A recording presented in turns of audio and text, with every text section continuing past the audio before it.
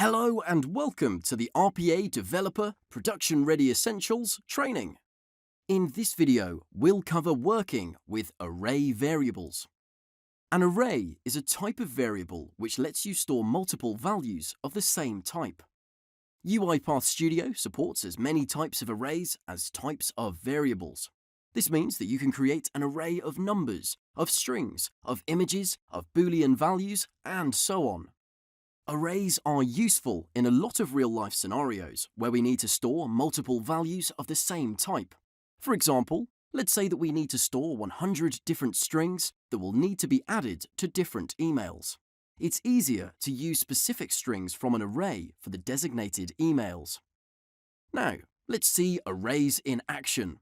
In this demonstration, we'll create an array of strings, initialize it, add two values, modify, and display it.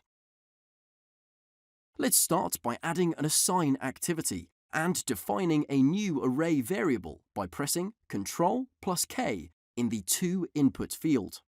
Let's call it string array.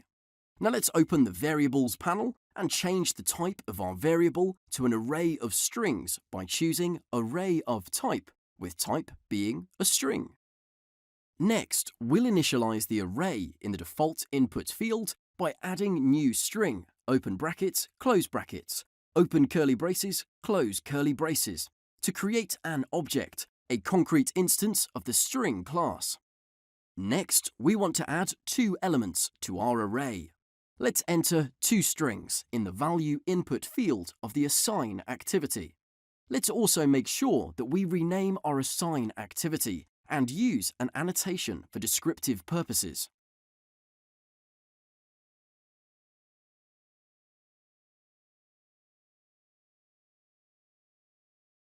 We've created our array of strings and added two values.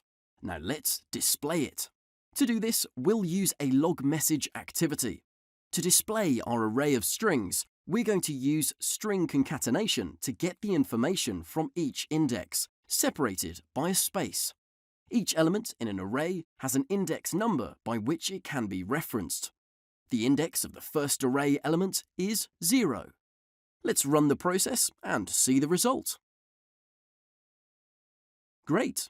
We can see the elements of the array in the output panel, separated by a space. But what if we want to change the value of an element in an array?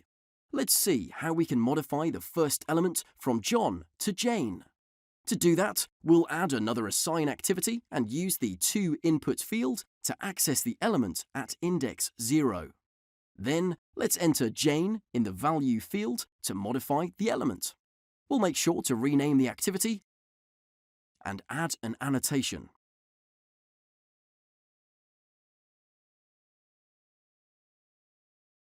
Let's display our modified array by using a new log message activity.